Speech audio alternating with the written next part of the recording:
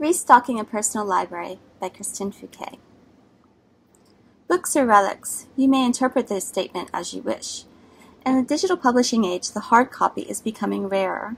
I'm not opposed to online publications or ebooks at all. Some of my first literary writing credits were with the former, and I believe along with the latter, a tangible version is a nice option, if not the first. Isn't that it? We want the sensory pleasure of holding a book, along with seeing, reading it, and maybe smelling it too.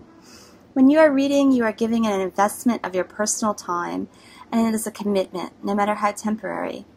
Even after the read is over, we may feel sentimental and pick up the book again just to reminisce in a favorite passage or two, much like remembering the finest memories of a past relationship. In the best-case scenario, there was at least a connection and precious time was spent voluntarily, and hopefully without remorse.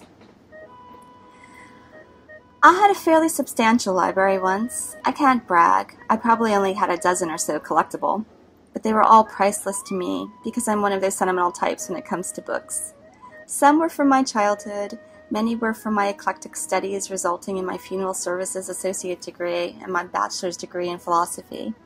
Yet several were thrift store or garage sale finds. I had an extensive amount of fiction, especially short story collections. There were beautiful art and photography books in my shelves. Many were lovely gifts from friends and family who understood.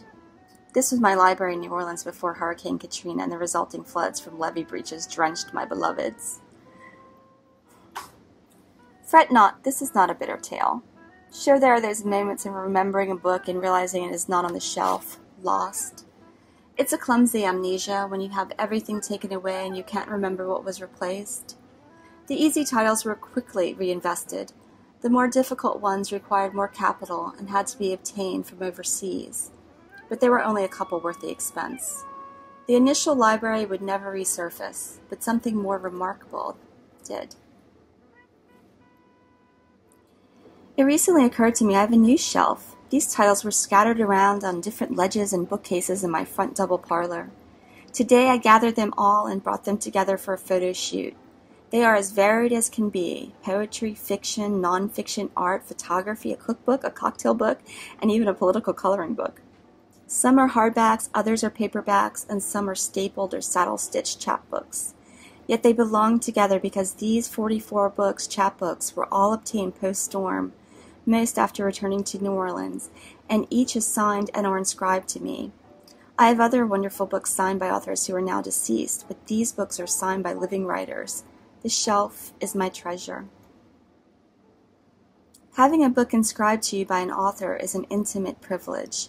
The same book without inscription cannot compare to the honor of a signed copy. I'm fortunate to have this contemporary lot of books. Living in New Orleans, hurricane evacuations are always a reality. Rest assured, I'll be taking this shelf with me.